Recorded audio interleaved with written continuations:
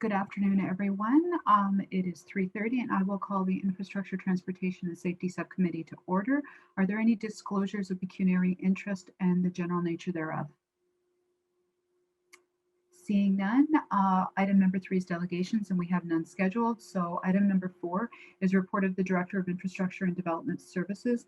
And 4.1 is the proposed closure of TJ Dolan Drive from St. Vincent Street south to St. David Street.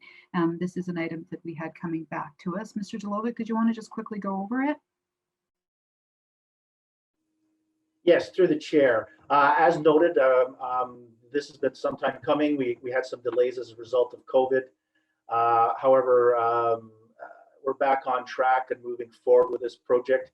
As noted, we did have a public meeting on this back in October of 2019. We did have general support from the residents. Some of them were looking for occasional use of the trail, more for access to their backyards. And then we had the one issue with the one property owner right at St. Vincent Street South and St. David's, who had a garage area that they were using. So what we're recommending is that we proceed with the closure. We would have an accommodation for that first home with respect to accessing the garage, and as noted in the report, we'd have some bollards set further back in. We changed the look of how St. David's looks. It would no longer look like a street. We would have the sidewalk go through. It looked like a driveway ramp going into it, or a trail ramp that would go in. We would narrow all that down so that it really would look like a driveway at best, and not a street anymore. But as I noted, we would have as we normally do, we would carry out the design, and we would invite residents to view the design, whether we can have it as a in-person public house or open house, or a virtual one where people can see drawings online and have a look at it. That's what we would do. And as noted in the report, for others who would like to have temporary access across the municipal property, we do have a policy in place which outlines what's required of them to get those temporary accesses across municipal property. And that does include parks. So it's not, we don't, for instance, if someone is wanting to put in a pool and they have to access to a park, there is a process to go through for all that, and damage deposits, etc. that we have. We did budget $100,000 for this project, but in late November, as I noted, we were happily, it was nice to receive some money from Investing in Canada Infrastructure Program, some $300,000. So we'll be using that money for the trail project. We did have to fill out an application, but that money is earmarked for us. I think the application is just to ensure that we are following the rules of the funding for that program. And active transportation was definitely one of the projects that was eligible for this funding. As we had additional monies for it, staff is also recommending that we hold a public meeting to extend the trail even further. And as you note, the trail all the way from Center Street to from St. Vincent Street South. So as noted in the report, we're recommending that we also have a public meeting to continue to close the next section of TJ Dolan Drive from St. David Street to Center Street for conversion to a multi-use trail. And as I remember, it was Councillor Gaffney who asked that question when we were looking at it, what about the next section? So we did as staff have some discussion at that time that yes, that was the logical next step. But I think now that we have that funding, now is the time to proceed with it. So we would go through the public process. Just note that on the one street there, that I think it's Center Street, St. David, there's only 2 homes that front that street. So we would end up cul-de-sacking that street if the next section were closed off. But there's only 2 homes that currently front onto that section of St. David. So I don't see a lot of issues. And again, when you continue on TJ Dolan, we saw no driveways, we saw no garages or anything like that people were using for accesses, regular access points for that next section of TJ Dolan. So that is my presentation, and open to any questions. Thank you. Any questions? Councillor Gaffney and then Councillor Burback. Thank you, Madam Chair. I'm not sure if I pointed this out to you before, Ed, and I'm going to mention it again in case I didn't. But if you come down TJ Dolan off of St. Vincent towards the railway overpass, if you look up to the left-hand side, about, well, it's more than 3/4 the way up the slope. At some time when they're doing some work on the rail lines, they must have had some waste block there, and one of them got knocked down the slope, and now it's up against a, I can't quite remember if it's just a stump or if it's an actual small tree. But my fear would be that one day that 2,400-pound piece of concrete is going to come tumbling the rest of the way down that hill. So what I'm wondering if we could contact the railway company to let them know, because it must have been a railway project, a city of Stratford project. I couldn't imagine a concrete block being up the slope like that. So it's a future health and safety concern. No, I don't recall you mentioning before. So this is right at St. David's and TJ Dolan. I take it there then. Yes. Yeah. I'm looking at Google, and unfortunately it's all grown in, so I can't see if. Like I say, if you drove down there off of St. Vincent towards the overpass, you would see it. You know, it's way up. Okay. Well, we'll have a look. Yeah. Okay. Thank you. Thank you, Rebecca. Thanks. I just had a comment. I'm very excited about this project, and I think it's great. I have seen the block that Councillor Gaffney is referring to. Yeah, it's a bit puzzling to see it there, and it would be good to have it removed, because yeah, it's an eyesore as well as probably a safety hazard. So, but I'm very excited to see the trail go all the way through to Center Street. I think it's a really good use of that, and it kind of connects up with the TJ Dolan pathways that we have through the Old Grove. So it makes a really great active transportation link.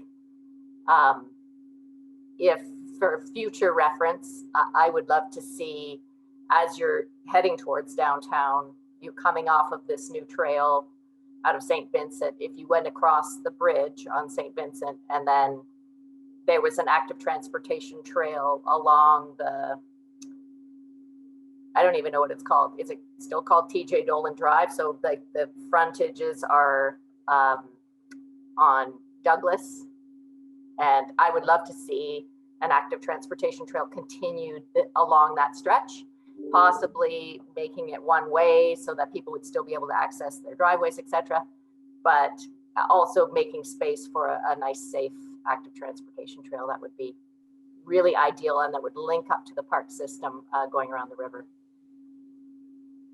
Yeah, through the chair, it's my staff have looked at it in the past, and the challenge has been the number of driveways that do come off that section. So it's not just the occasional driveway, because what we also looked at was, what people had in the front and along Douglas, and they don't have any driveways along there. Their only driveways are off of TJ Dolan, and it's something that they've had use of for decades. So. Yeah, I would say that they would need to still have access, which is why it would make sense to me to make it a one-way. It's also, once you get to the end and you meet up with, Huron, Ontario, whatever it is there, it's a really difficult corner to navigate for cars, I find, with mixing with pedestrians and so on. So having that one way, I think, actually would be safer for vehicular traffic as well. And Councillor Sutton, did I see your hand up? Yeah, thank you. So I support continuing the closure. I do have concerns though about the extension all the way to Center Street. I guess my main concern is are we going to be looking at parking? Because I know when a lot of people are at TJ Dolan using the outdoor trail, there are sometimes quite a few cars parked along on the side of the road there. So I was wondering if we're going to be looking at sort of a place alternatively for cars to park if we did close that section, or if that would be part of the discussion moving forward, or. Through the chair, yes, that would be, and I was looking at that even just before this meeting, and along St. David itself, there is, we own well, in addition to the right of way, we own quite a bit of land there that it would allow for constructing some on-street parking, and if you have the cul-de-sac at the end there, you could accommodate a number of cars to park and then go and walk and use the trails that are in the area. Okay, thank you. Councillor Gaffney? And there's some on-street parking on Center Street, and there may be a few more spots once the end of TJ Dolan is rearranged. But I'll move the staff recommendation, Madam Chair. So the staff recommendation has been moved. Any other comments or questions? I'm really excited by it as well. I think it makes a nice linkage, and I think it makes a nice linkage through green space, which is always nice if you can add, active transportation linkages through our green space. It's a great use of space, and I think it's a great way to connect our park system across over to. I'm hearing a lot about people say, like, I didn't even know that TJ Dolan was here, from people who've lived here for 20 years. And so I think really promoting those would be great for the future. So without anything further, all in favor of approving the staff recommendation, opposed if any, and that's carried. Thank you. So the next item would be the capital project update. It was quite an extensive report. Ed, did you want to just bring up some of the highlights maybe for us before I ask for questions? Yeah, through the chair, I do want to bring up more on the newer projects, but just on Queen Street storm sewer. I know a question came up about, are we going to tender early? As noted, we plan on tendering in the spring, so earlier in the year, and hopefully we'll have a number of contractors bid on it so that they know they've got work lined up for the fall. They always like to do that. The bridge improvements that are going on right now, that McLean Taylor is doing, the railway trestle bridge repairs, soon to be completed, as well as the Queen's Park complete footbridge that we just passed the noise bylaw exemption for. That's ongoing right now. Asphalt resurfacing program from 2021. Here's something I know there's been a lot of people in the past talking about. We're going to do a section of Romeo Street from Arden Park to McCarthy Road. So improving that section there and some works. So as you can see there, we're looking for an open house in March. Huron Street, council again the other night approved going with the road diet design, and I know staff here are quite pleased with that direction and supporting that direction. They're really looking forward to it. I think it's a great opportunity, and as I said the other night, from what I've read and what's gone on in other municipalities, these have worked out quite well, and actually they've seen reductions in accidents, and actually the flow of traffic is actually improved because of these going to these 3-lane cross sections opposed to 4-lane. Sidewalks for next year, some major ones: the West Gore from St. Vincent to John, and the Mornington one from McCarthy to Graf. And there'll be others to come, but we are just dealing with finalizing. We've been dealing with a property owner to get some property purchase that we need to deal with that. So those discussions are ongoing. And then Argyle Street, we're looking to come to committee end of February. Again, that was the one where we're using some temporary water mains and all that to save the mature trees. And if we had to take those trees out, it would definitely change the look of that street. So I think the additional funds are well spent to do that work.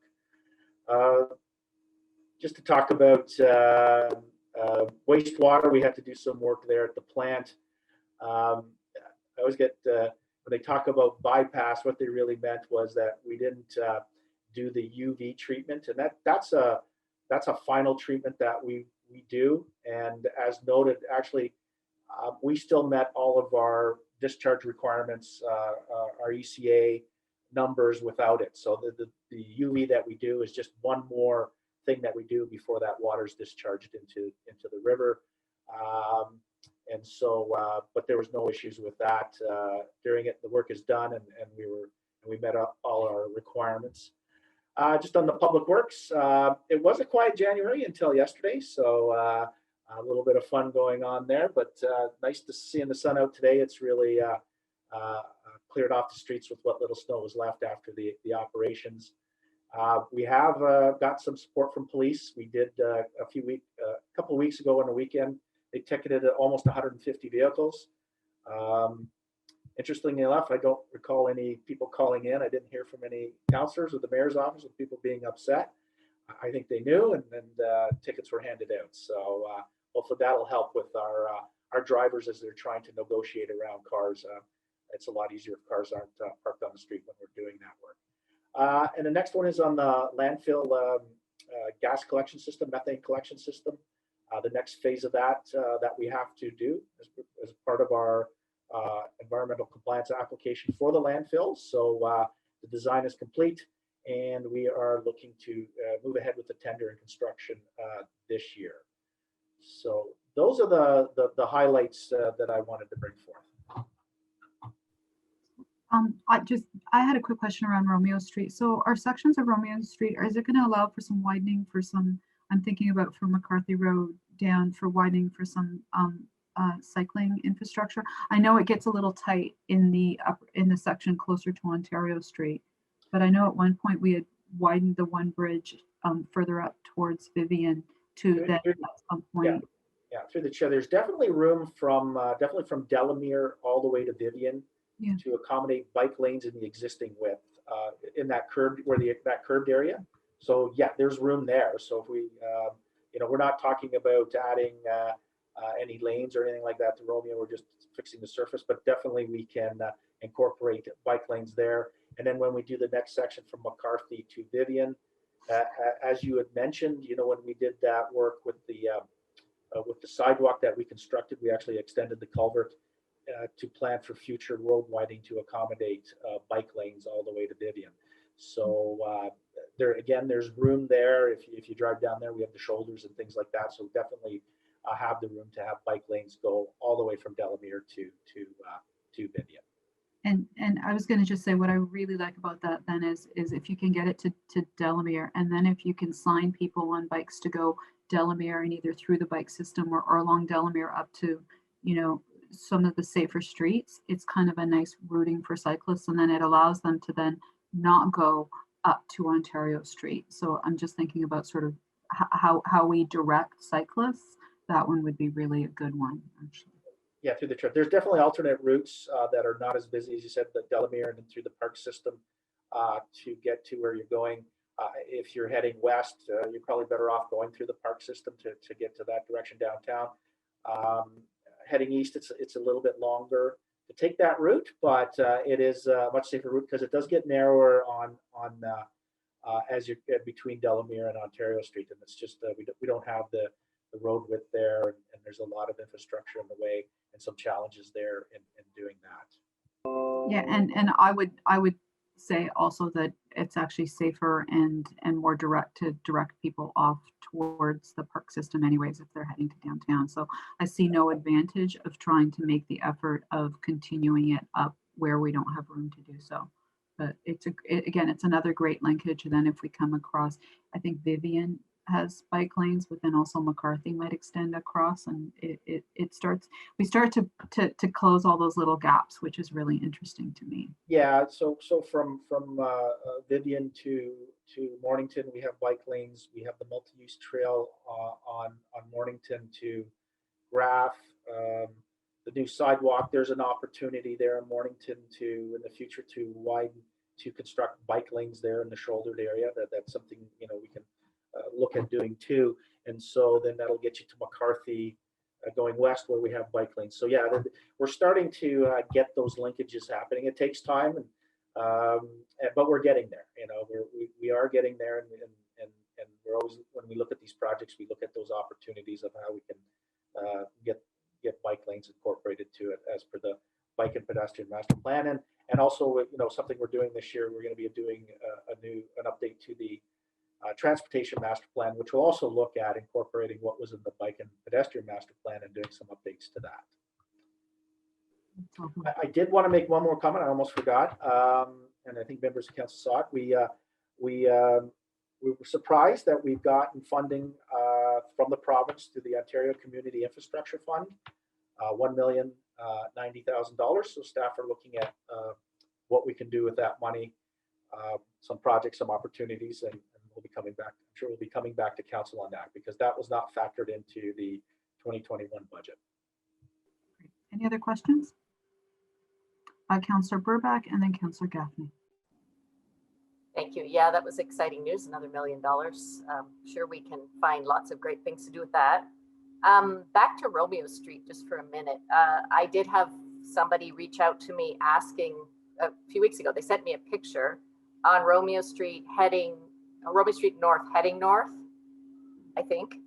On the east side, there's a sidewalk that just ends. So I think on the other side of the street, the sidewalk is complete all the way to Vivian. And then I don't know, my direction, I get a little weird because the directions are kind of southeast and northwest. And so anyway, on the other side, there's like a sidewalk and it sort of ends. And I think there's a house or something being built there, but the sidewalk basically finishes and there's a fence that goes across, and so they were asking about that and what the plans are. Are we going to link up that side of Romeo Street sidewalk? Yeah, through the chair, yes, as it is a collector road or is an arterial. Anyways, it's a major road, and as per policy, we have sidewalks on both sides. And actually, where that fence is and the house is being constructed, that fence needs to come down because we actually got widening a number of years ago from a previous property owner as a result of some development in the area.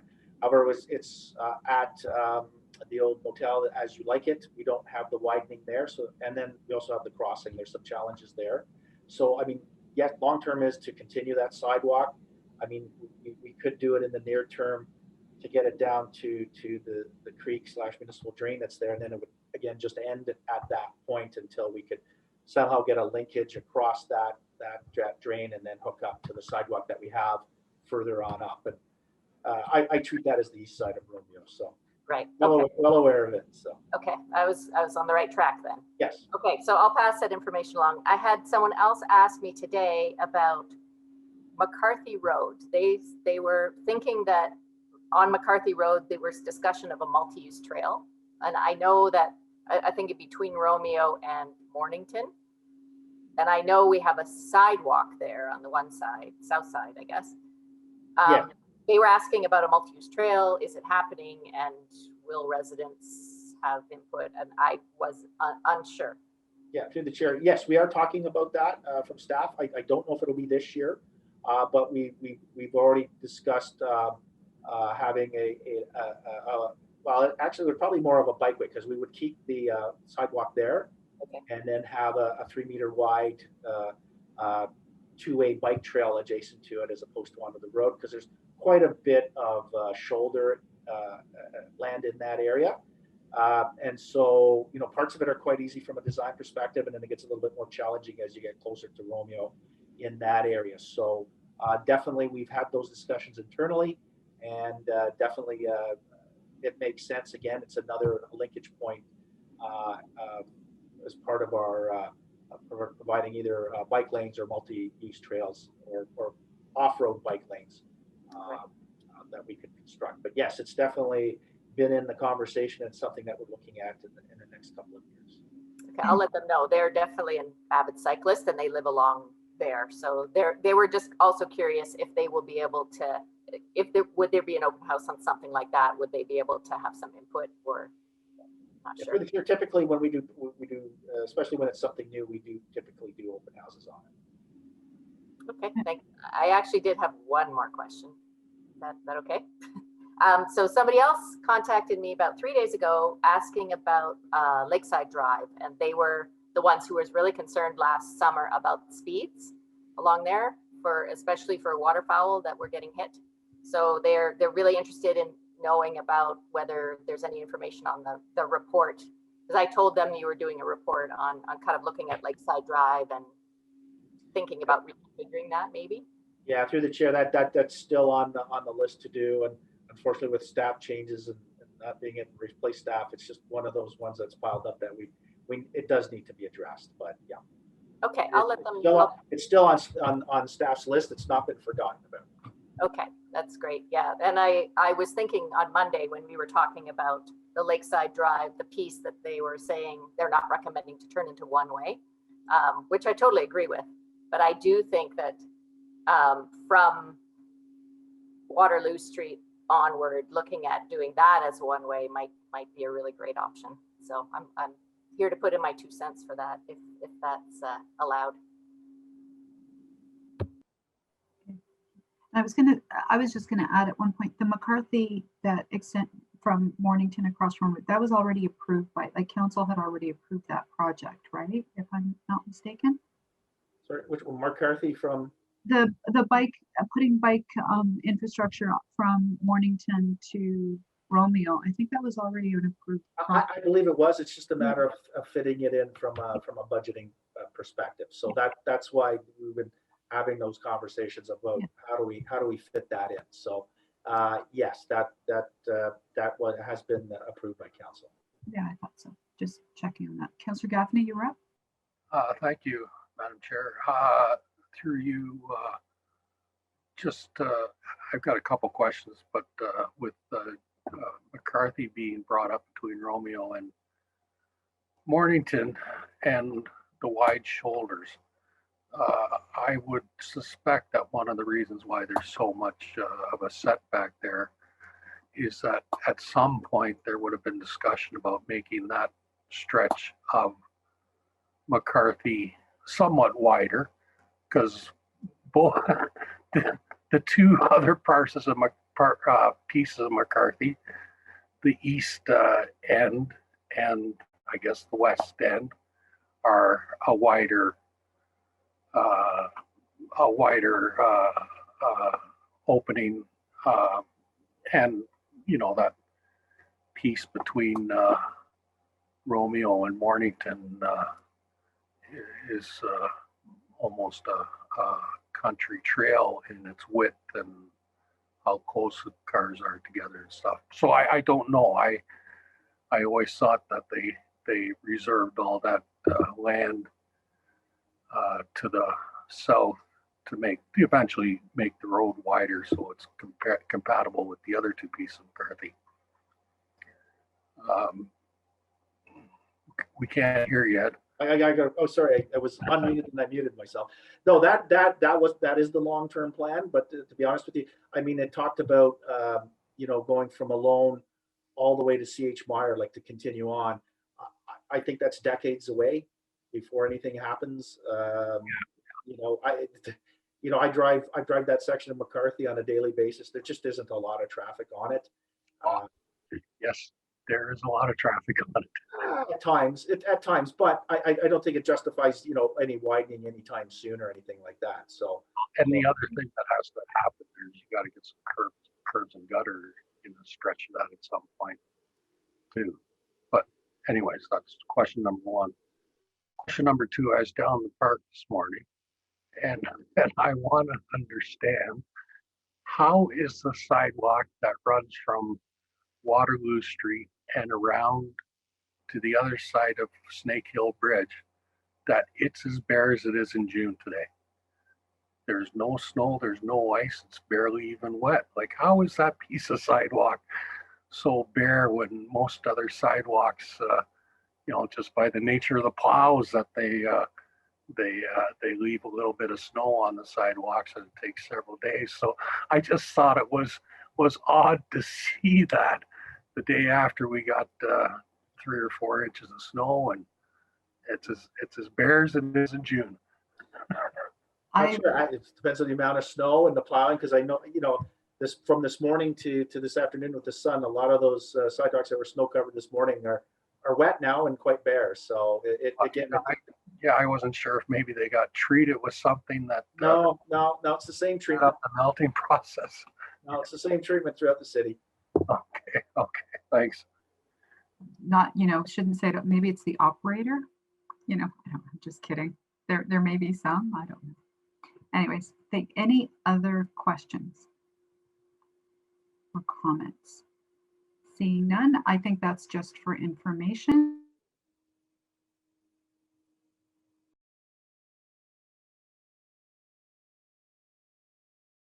We lost you, Kathy. Back on mute. Muted. There we go. Sorry about that. We don't have any advisory committee or outside board minutes. The next subcommittee meeting will be February 24th at 3:30 p.m. And the only thing left is motion to adjourn. Moved by Councillor Burbach. All in favor? Okay, thank you very much, everyone. See you at the next meeting. Hey.